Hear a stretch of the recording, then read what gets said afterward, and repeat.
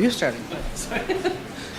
Well, I asked Susan. Susan Lytle, of course, needs no introduction, and she could have just launched this perfectly fine without me stepping in. But I just wanted to thank Susan Lytle for all the many years that she has been the inspiration, and I've often called her the guardian angel for the forum. She's the inspiration and mainstay of the Practitioner Research Day, but much more than that, she's also been, for the Ethnography Forum itself, a caretaker, a guardian angel, an active supporter, and for me, since I've been convener for these past whatever many years, she's been an invaluable support for me. And I know that she's, I don't know, I think she'll keep coming to the forum for some years yet, but we don't know for sure that she'll be, here for me to thank her in person. So I just wanted to thank Susan before you launch the day. And welcome you all. And so thank you, Susan. Please come up. It's not a big fancy. That was very nice. That was very nice. I appreciated it. So, my name is still Susan Lytle, and I'm a faculty member here at Penn. I want to extend a warm welcome to all of you to the second day of the forum, and especially to what has come to be known as Practitioner Inquiry Day, or the Practitioner Inquiry Strand. It was 25 years ago, in 1986, that we had our first teacher research panel. 4 teachers talking about their classroom-based studies. And rather rapidly, the number of participants in this day grew from 20 to 30 sessions. Can you hear me, or am I sort of bouncing back and forth on this thing? Do I have to keep my head up? No, I don't like to keep my head up. Okay. These were presented by teachers local to the Philadelphia region initially, and then from across the country, and also international. And not just teachers, school leaders, community-based educators, teacher educators, university faculty, a growing crowd of people who wanted to present work at this very unusual conference. I want to mention first off that each year several graduate students in the RWL program work very actively alongside the forum organizers to put together the program within the program for this day. They do everything. They videotape, they organize volunteers, they work on every detail of the program selection and organization, and it's really a lot of work. So I want to publicly thank, I don't know if Miriam Fife is here. Miriam Fife here? Yes. Miriam Fife is she's so young, the grandmother of this activity of marshaling the forum Practitioner Inquiry Day. She's also graduating with her degree, her doctoral degree this year, so this will be my last time to thank Miriam. But also 2 other people who have stepped into this job amazingly. Melissa Hunter, where is she? And Samantha Nash. Thank you both. Thank you all. Thank you very, very, very much.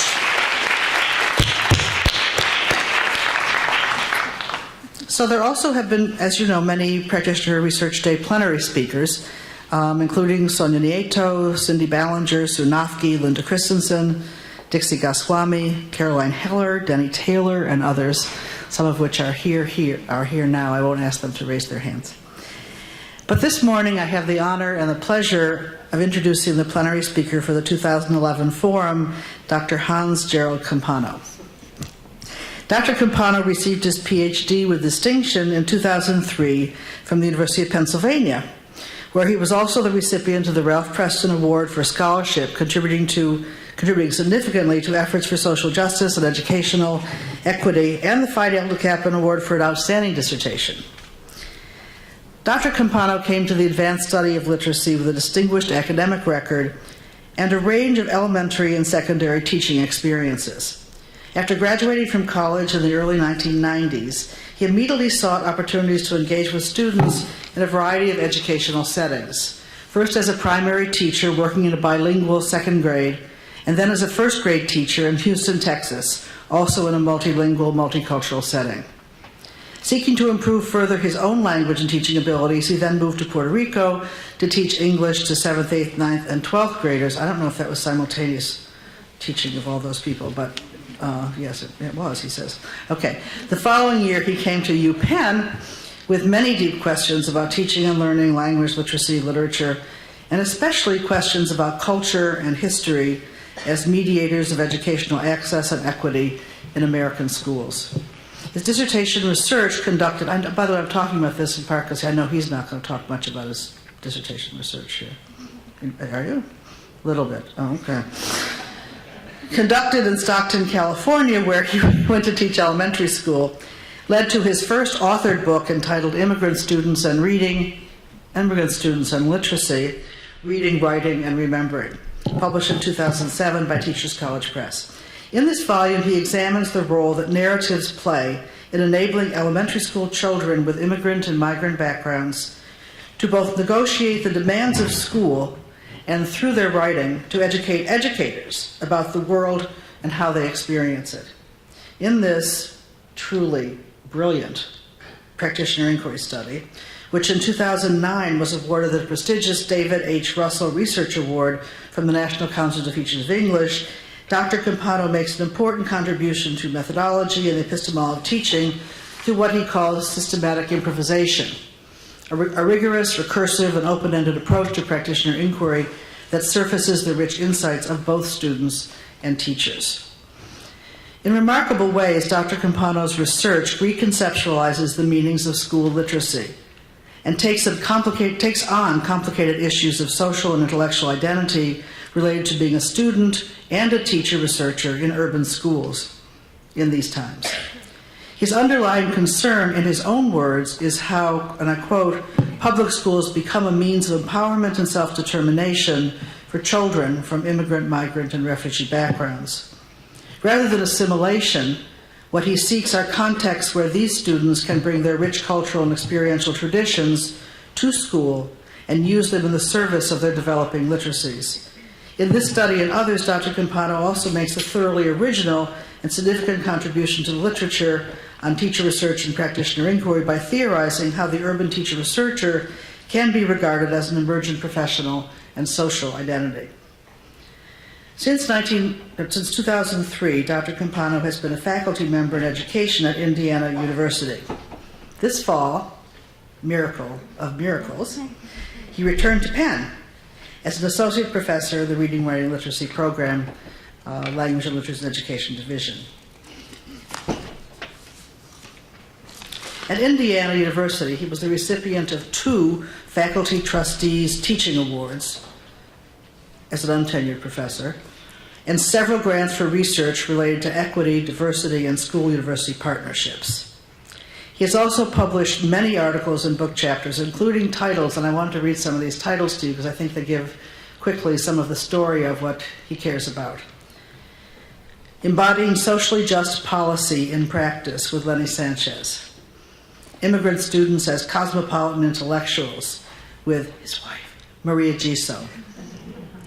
Practitioner Research as Resistance to the Normal Curve with Rob Simon. Doing the Work of Social Theorists, Children Enacting Epistemic Privilege as Literacy Learners and Teachers with James D'Amico. And Teacher Research as a Collective Struggle for Humanization, which Brown Cochran Smith and I were very proud to publish in Inquiry's Stance. He's also co-author of a second book, Literacy Tools in the Classroom, Teaching Through Critical Inquiry, published by TC Press and co-distributed by the National Writing Project. His Vita has a way lot more than this, but I won't drive him crazy by doing much more of it. In less than a year at Penn, Dr. Campano has become known as a superb, thought-provoking, and generous teacher, mentor, and colleague extraordinaire. At the heart of his work is the deepest respect for children, a profound belief in the centrality of family and community for envisioning educational contexts, and a penchant for challenging collaborative work and cross-institutional partnerships. We also appreciate his wicked sense of humor. So today we're going to hear from Gerald Campano on our common alienation toward collaborative visions of education. Please join me in welcoming.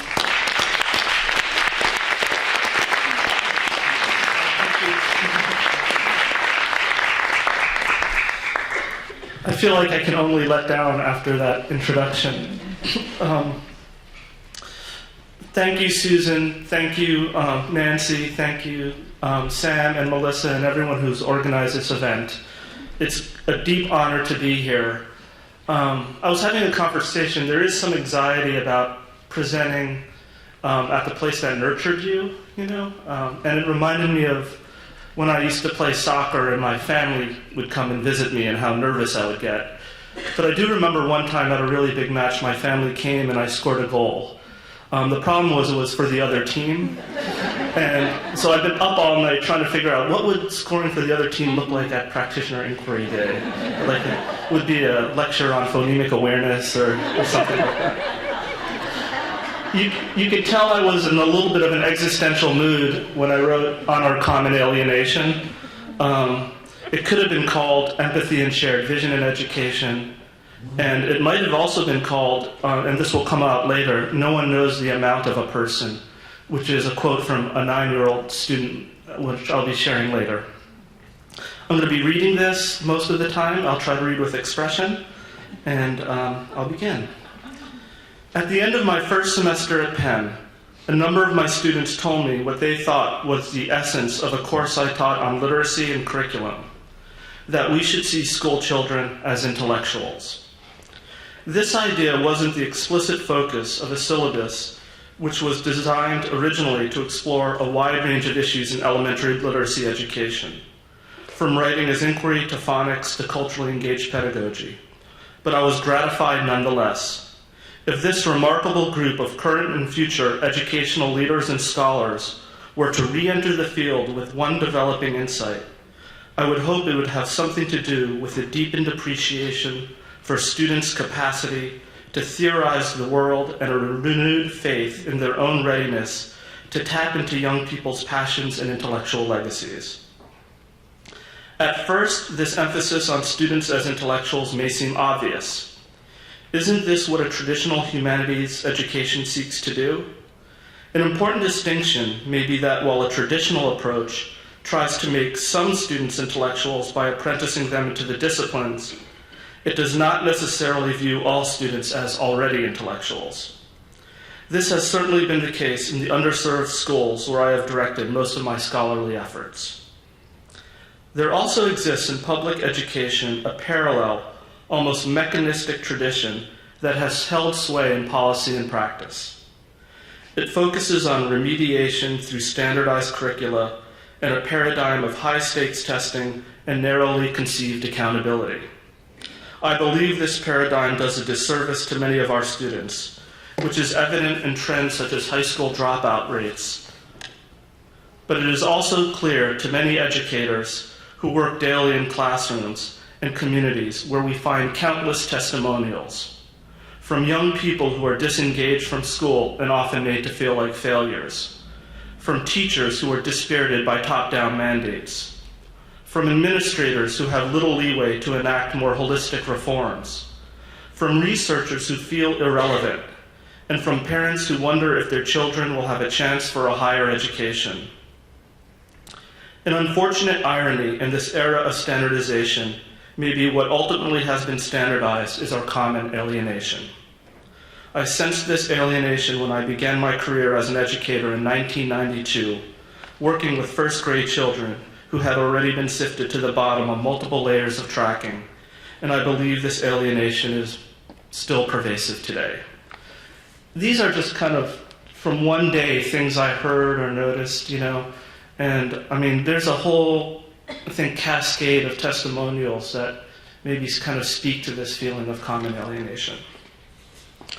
One reason that the humanistic tradition can exist side by side with a more impersonal mechanistic tradition is that they are both informed by a set of misguided assumptions about ability, often embedded in ideologies such as the normal curve and meritocracy that have led to differential access to educational opportunities.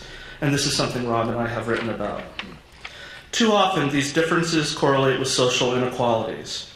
The philosopher Linda Martin Alcoff discusses what is perhaps at the root of these assumptions: the notion that there is an individual, rational self that must transcend social context in order to engage in neutral intellectual deliberation.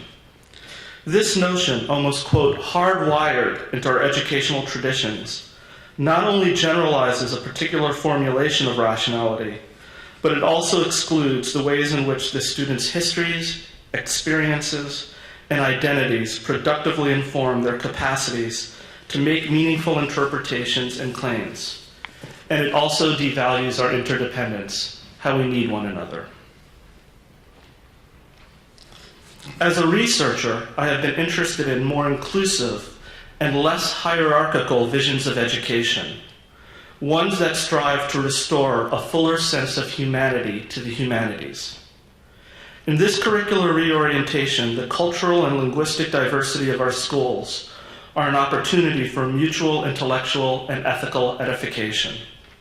It would privilege an ethic of empathy and learning from others, as well as the corollary, humility and critical self-awareness.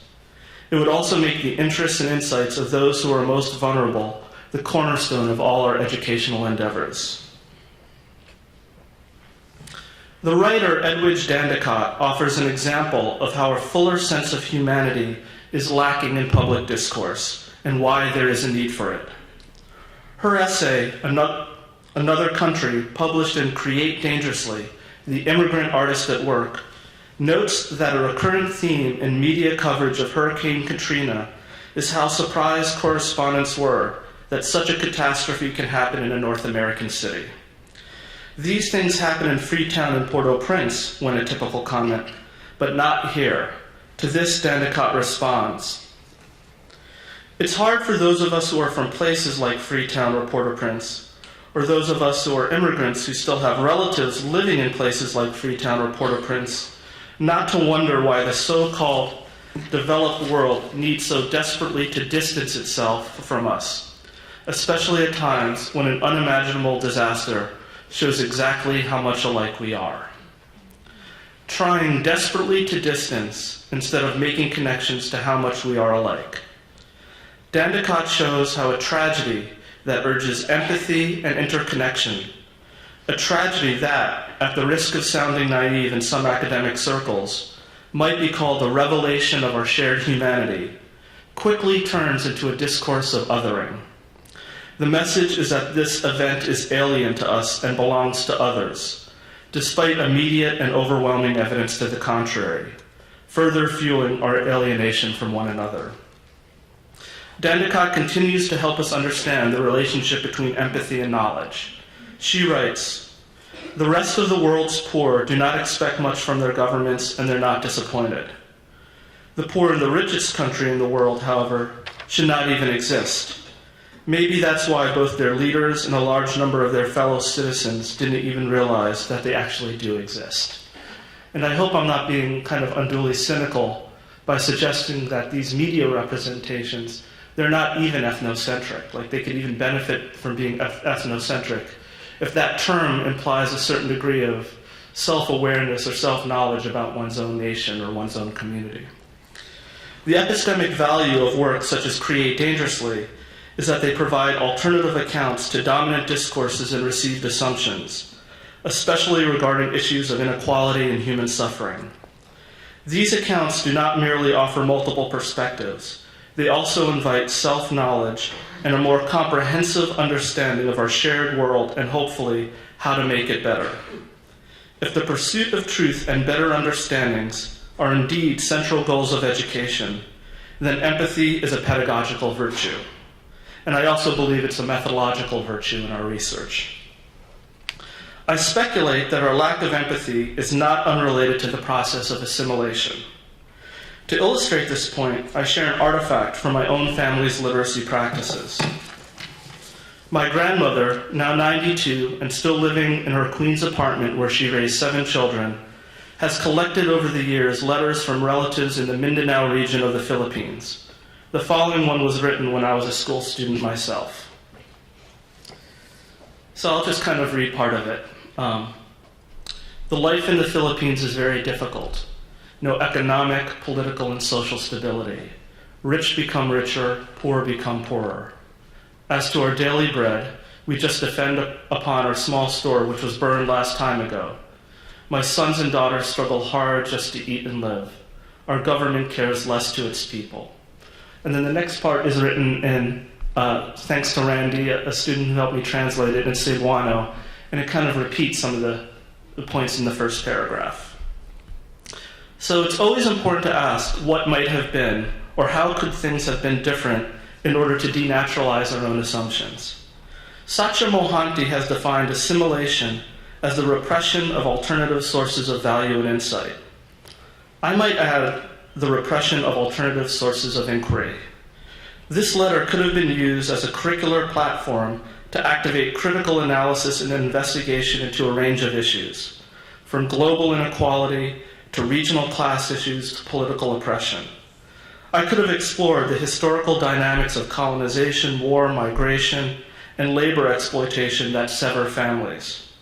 I might have eventually learned about the historical similarities between the Philippines and Puerto Rico, at once seeking connections and pluralizing my own social space. I could have become more empathetically attuned to the suffering of others, including my own kin. But this, quote, fund of knowledge, as Maul and Gonzalez might have named it, remained in the private sphere, in a small box tucked away in the corner of my grandmother's closet. And school was largely about American exceptionalism and meritocracy. So we continue to research and teach from buried histories. It has long been noted that the poets, writers, and artists can play a leading role in fostering a fuller sense of humanity and countering dominant perspectives that put others at a distance.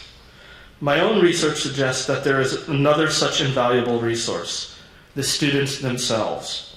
I, along with Maria Giso, have argued that students should be taken seriously as cosmopolitan intellectuals. In the burgeoning diversity of our classrooms and neighborhoods, educators might welcome with gratitude the opportunity to teach and learn from students who have crisscrossed political borders and negotiated boundaries of race, class, generation, and gender. Many have lived the consequences, both positive and negative, of globalization, and are uniquely positioned to analyze issues through comparative, cultural, and often transnational frameworks. They have privileged epistemic insights because of their experiences. This stance towards viewing students as cosmopolitan intellectuals may now begin to sound quixotic or even utopian to some. But in the 20 years as a teacher and university-based researcher, I have collected significant evidence across a range of contexts, from schools in cities near our southern border to cities in the agricultural West Coast and the post-industrial Midwest, that provide reason for optimism. When students have the opportunity to bring their rich experiences and legacies into the classroom, not only will they produce work that surpasses conventional academic standards, they may also contribute to more humane and empathetic communities, ones that value collective wisdom, not just individual ability and accountability. We can create what Bourdieu might call realistic utopias in our classrooms and schools. And I'm just going to share some of student writing from fifth graders, and I'm just going to read it. I'm not going to really analyze it much since I've talked about it in other contexts.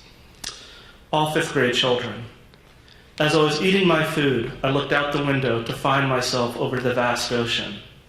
I started to contemplate what it feels like being a member of the Filipino diaspora. When I grow up, I'll become a doctor and travel around the world to take care of those who are poor. In the future, one of my dreams is that we will have a tolerant world without violence or prejudice, where everyone is a pacifist, even though I know the only utopia is in heaven. If I was somebody's next-door neighbor, I would teach them how to speak my language, Visayan, and they will teach me their language too. If the neighbor have just migrated, I will show them around the block of our street. Then I will teach them at school to learn English to make them very proud. My mom is the most important one in my life.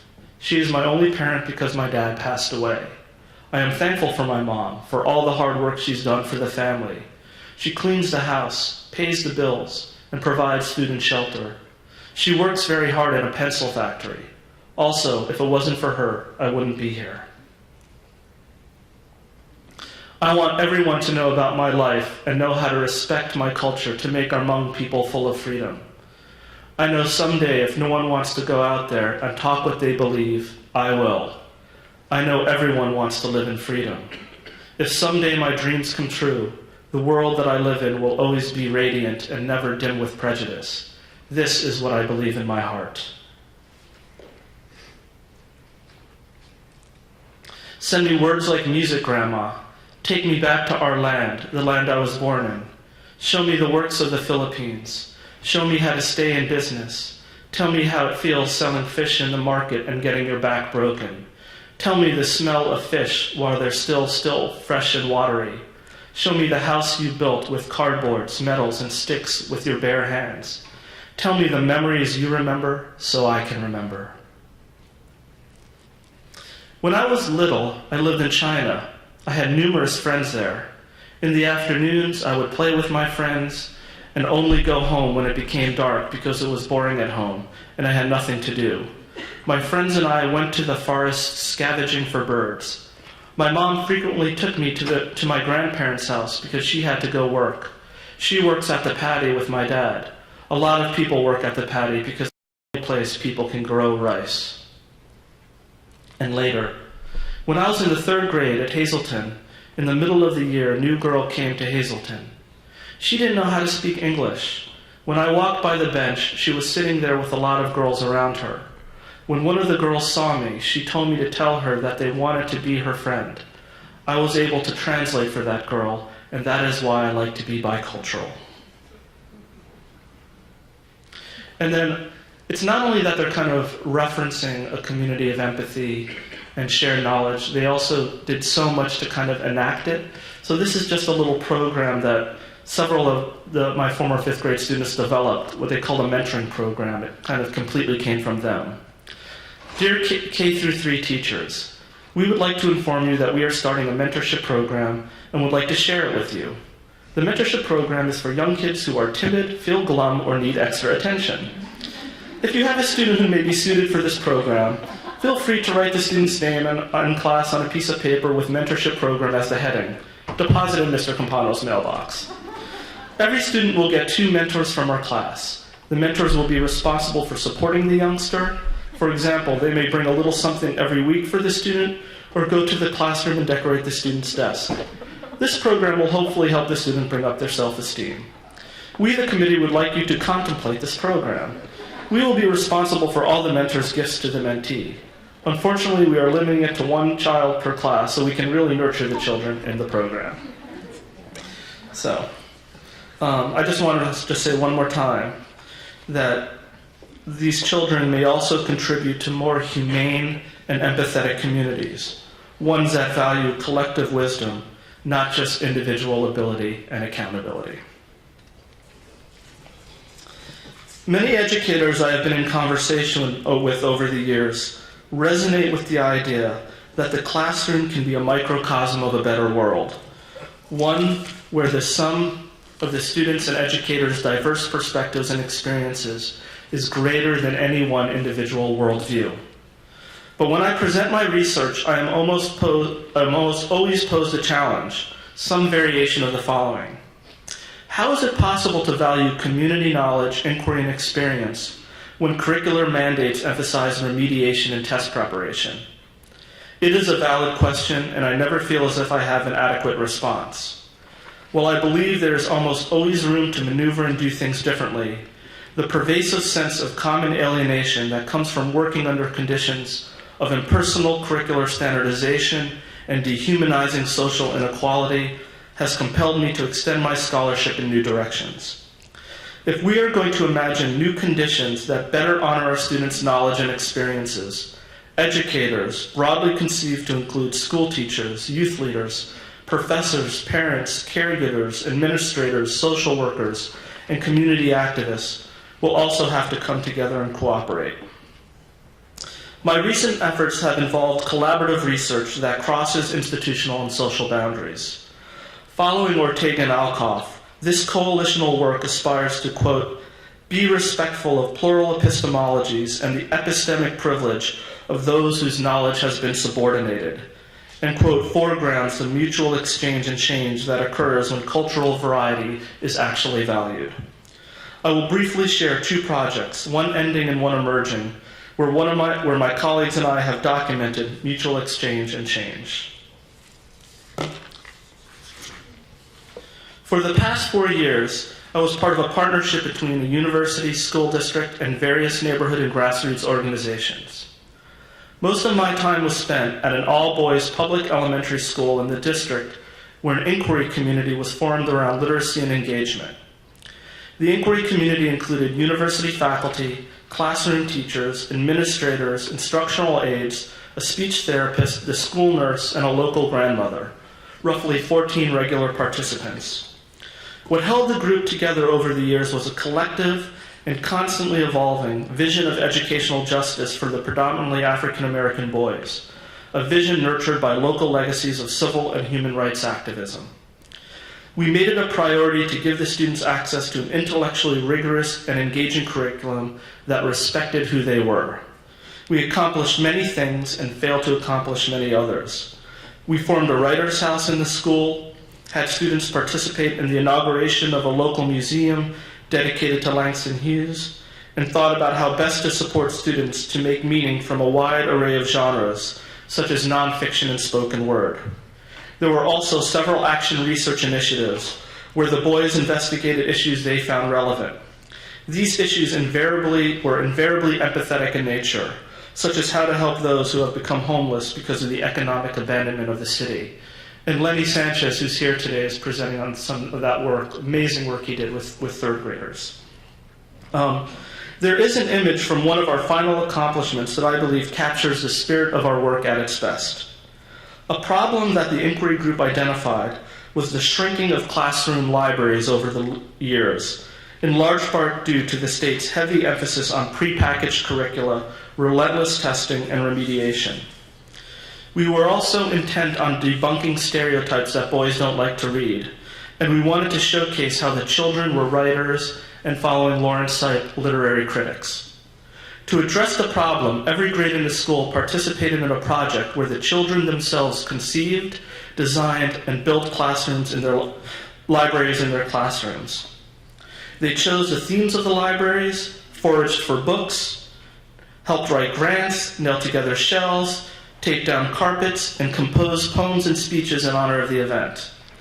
One class of fourth graders decided that their library should include a mural, so they created one entitled Book City. There's a lot to say about this image. Perhaps most importantly, the mural signifies how the children gained creative control and determined the metaphors and narratives used to describe their community. And I think that whole notion of getting control, who has control of the stories, who has controls of the metaphors of representation, is really important. Against pervasive negative media representations of the city and, by implication, local neighborhoods and families, the children decided to put forth an alternative vision based on their own epistemic privilege. They represented their city literally and literarily built on knowledge. The buildings themselves in the shapes of books, with book windows and bookmaker vehicles traveling the streets, and even bookfish in the lake. The mural also portrays the hard work and interdependence of a flourishing community, a self-reflexive comment on the children's own agency in building their classroom, libraries, and communities. So in order to get to some of the thinking behind the mural, I'd like to share excerpts from a conversation I had with some of the boys who were in this particular class. And we were reading the book Holes. Is anyone familiar with Holes? Right? It became a movie. And Holes is humorous, but it's also somewhat about the criminalization of youth. There's a character, Stanley, who gets falsely accused of stealing sneakers. He has to go to a camp. He meets some other young people. They have to dig holes in the hot desert. And what we later find out is that this warden is trying to dig up for gold. So it's a very corrupt system. And there's another character, too, who throughout the novel is called Zero, right? And he's called Zero because he doesn't know how to read. And it isn't until the end of the novel that we really find out his real name. So this is a discussion. We just finished reading the book, and there's a lot going on here. So I'm going to share with you some of the transcript. So we finished reading, and I say, So here is a guy called Zero, and the children immediately correct me, and they say, Hector, Hector, right? So right away you can tell that they're very concerned about dehumanizing labels. And I said, why should we not call him Zero? Tell me more. Because he's not a zero. He's smart, intelligent, he's a mad genius. He learned how to read real fast, and he had a real good friend. Fantastic. And then Dante comes in, and what he said, we don't want to call him Zero because we don't want to be zeros. And I said, uh-huh. And Michael said, because nobody knows no amount on him. They don't know. Because his name ain't Zero, it's Hector. And if it was Zero, it would probably be like 10 million. Okay? And I say, and Stephen plays off and says, no one knows the average amount of a person. And I say, no one knows what? The average amount of a person. Okay? I mean, that's very profound for third graders. Yeah, I mean, I shouldn't be surprised. Third graders are really profound. But it shook me because I think what's going on here is the children are engaging in a critique of quantitative evaluations, right? So, you know, if you are going to try to quantify someone's worth, it's going to be like an infinite amount of zeros. It's going to be some really large and huge number. But basically, we can't do that, right? And, you know, when I think about a system of evaluation, of assigning numbers to children, to schools, to teachers, to ranking, this is a very kind of powerful critique.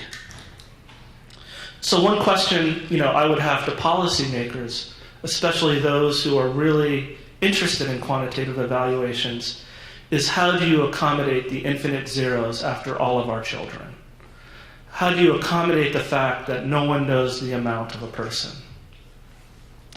But they go on to talk about the book, and they connect it to certain legacies. AJ says, because back in the slave times, they didn't want anyone to read, and right now, so I ask, why? Why didn't they want anyone to read? And AJ says, they didn't want them to read because they knew if they read and they got smart, they'll have power, and they'll know that they tried to fool them and will try to get their freedom, and they want someone just to work for them, that's why. And I say, well, tell me the connections, and Terrence breaks it down. Let's see. Zero didn't know how to read, but he was good at math and he's still smart. And Stanley came, you know, he taught him how to read and write and things like that. And then it's all about reading. All about reading. And Zero, first they called him Zero. It was like the slaves. They didn't know how to read. Zero didn't know how to read. They learned how to read. Zero learned how to read. They got their freedom and then they were able to learn how to read. And Stephen says, you all know the saying, if you do something good for somebody, they do something good for you. Well, Stanley, did something good for Hector, and then Hector was able to read, and he read the suitcases, which helped them win the case. So they're invoking a whole legacy of self-determination and freedom, from the slave narratives to Frederick Douglass to Malcolm X, right? So the children, in many ways, they're being literary critics. They're identifying with Zero, not because he gets positioned as Zero, because he gets positioned as Zero and he resists that stigma, right? And he learns how to read, and through reading and through literacy, indicts, you know, the warden and kind of a corrupt system. So the children are digging holes themselves into the book, and they're coming up with gold, which is their own interpretive agency, drawing on their own really rich legacies and traditions. And then they go on and talk a little bit about Book City. We picked it because everyone, you know, expects us to learn more, and because they want us to have a good job or something. But we figured that if we do this, everybody will be happy and we'll be happy, because it's our life and we got to decide what we want to do with it. What we were trying to say is this, that books are everything. Because books, if you look in a book, you can find ideas. And Stephen, we thought about books because back then, when people didn't get a chance to read and couldn't go to school and get an education, so we tried to get a chance, like for us to read, because they didn't have any chances. AJ, we talked about books because we knew the little kids were going to come with us, and we could tell them what the books mean. Part of this project was each classroom created a different classroom library, and then they would rotate and they would visit each other's classroom libraries. So this group, they're thinking about the younger children and the message that they want to send to them, contributing to kind of legacy. Terrence, what AJ said was similar to what me and Stephen said about us wanting to help the poor. When we said Book City, we said like the same thing. We were reading and we helping because we want other people to be like us and have a chance to do something in their lifetime. So, the more recent project in Philadelphia that I'm working on involves my participation in an inquiry community that is trying to understand the social political context of immigrant education. For example, we are analyzing how communities pool and mobilize resources to advocate for their youth. This intergenerational group, consisting of, my peers and fellow scholars, David, Kristen, Alicia, Melissa, Mary, Randy, Tamika, Maria, it's still embryonic, but we are steadily finding ways to cooperate with families, school district officials, faith-based organizations, and immigrant rights activists, learning from others about the important work that is already going on in neighborhoods throughout the city. Some of the more poignant stories come from the parents who unwaveringly focus on how their children can get a higher education, despite inequitable immigration laws. We are also trying to figure out what our roles might be as members of the university, as well as individuals with their own community identifications in supporting young people's schooling. So, I believe our common alienation is a crisis of epistemic authority. Deep disagreements and hierarchies about who does and does not have the capacity to generate knowledge. Reversing this alienation will involve collective visions of educational justice. One important theme emerging from these collaborative projects is how the participants' discourses and knowledge, derived from their respective social and institutional locations, can support and animate one another, not unlike the shared vision and intellectual labor symbolized by Book City. The research required to help build these visions from the ground up is certainly time-consuming, not always fashionable, and unfortunately, probably not relevant to those enamored of an educational policy climate that tends to profile individual supermen and endorses a peremptory form of decision-making that, at times, explicitly belittles consensus and scapegoats practitioners. At the University of Pennsylvania, we are fortunate to have networks such as the Philadelphia Writing Project, programs such as the Mid-Career Doctorate, research institutions such as the National Center on Fathers and Families, and committed affinity groups such as the Inquiry into Practice Collaborative that have set a precedent for valuing, quote, plural epistemologies and creating spaces where, quote, mutual exchange and change can occur. We have a history and infrastructure for this kind of cooperation. Everyone in this room has or can create or contribute to such local spaces. As Professor Ted Hall from Indiana University always reminds me, it's all about caring and egalitarian ways of living in community. It's all about how we live in community. There are also sparks of hope all over, from educators who are demonstrating for the right to collectively bargain, to students who are protesting to keep their school from turning into a charter and their teachers from being fired. Solidarity. Our journeys away from common alienation will never be linear or permanent. But if we keep in mind that a greater sense of humanity is both a means and a goal of our research together, hopefully we won't miss opportunities to learn from one another and, like Dandicott's immigrant artist, re-nourish our desires, quote, to interpret and possibly remake for the better our flawed but shared and necessary public education system. Thank you.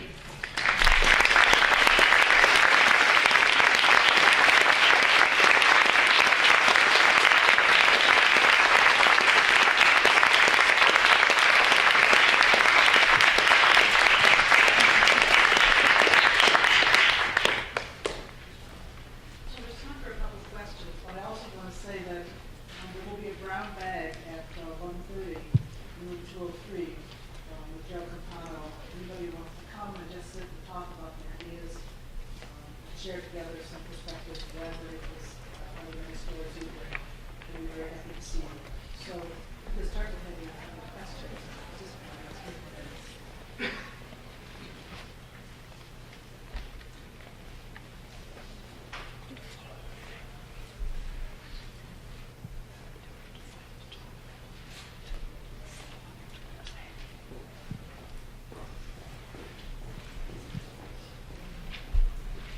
Gerald, I had one comment. In one of the, in some of the data that you shared, one of the, I think, kids said, we want people to be like us and accomplish something in their lifetime. And I think that was very powerful in terms of the way that they position themselves in their own narratives about achievement and accomplishment. And sometimes that's sort of a counter-narrative to how people represent these students. So I thought that was very, very powerful in terms of looking at that, you know, the way that they position themselves in their own narratives and the work that they do through the stories that they tell. So that's it.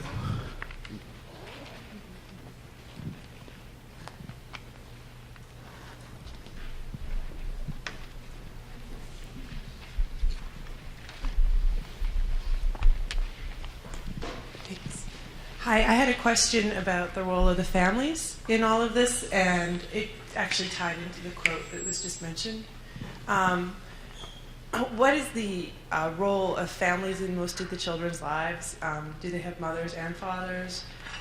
Can you tell us anything about that? And what do you think, how do you think the role of the family plays into this creation of communities?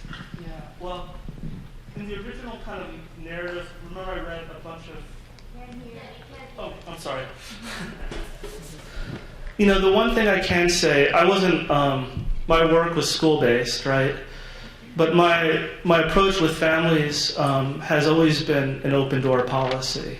So, you know, when I read the narratives of a lot of the immigrant children, and I was their full-time fifth grade teacher, we had families, you know, in and out of the classroom, in and out of the school all the time, you know. And then the work in Indiana, you know, we had family members who were very much part of the kind of inquiry community that we created together.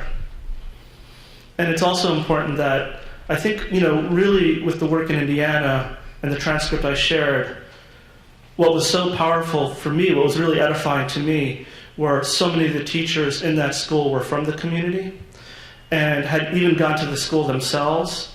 So that the children and the teachers, they really view the school itself as a family.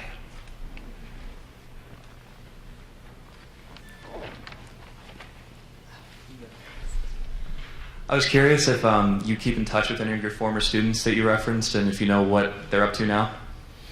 I do. I get emails and Facebook, and every now and then even a phone call in my office. You know, one of the things that was hard for me was that I actually read an article about the Central Valley in California where a number of the children were, and how the housing bubble burst there, and just how devastated the economy got. And it's getting, you know, with a lot of the children, they did everything right. You know, they did incredible schoolwork, they did great grades, they eventually went on, they got accepted to local colleges and universities.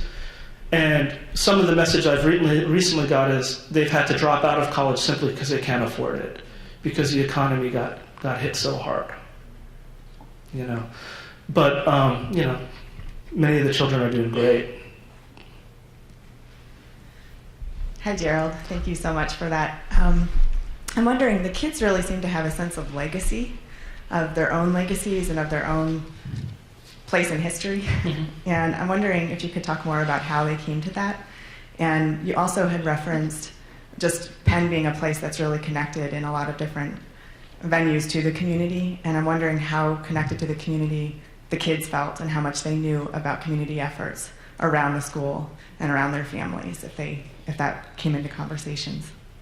Yeah, I mean, my sense is, you know, a lot of the children kind of lived and breathed their legacies and their communities, right? And the issue is more, what can we do as educators to kind of acknowledge, honor, and tap into those legacies?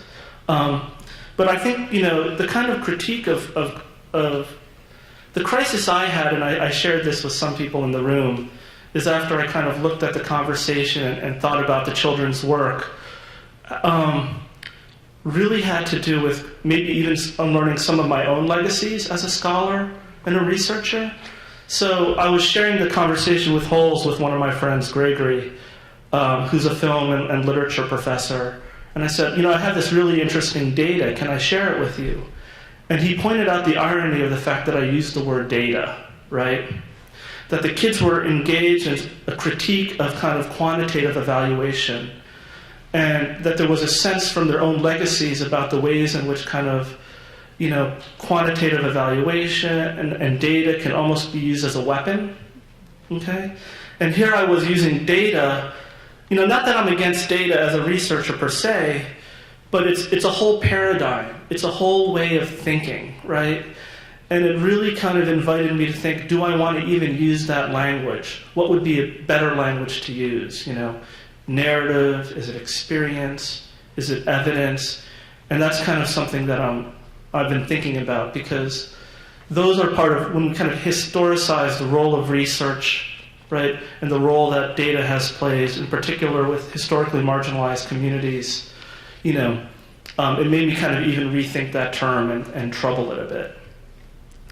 No one knows the amount of a person, Ralph Ellison said, "There are people down here." And one of the things I've thought about before are there ways in which kind of none of our existences can be really contained by the categories, used to explain them. So we have this huge kind of infrastructure of evaluation, of assessment that we put on children that have infinite worth and value, infinite zeros after them. So I feel like as a researcher, the legacies of my children, more than anything, cause me to kind of reflect and rethink the legacies that I bring into, both the teaching and research that I do. Does that make sense, though?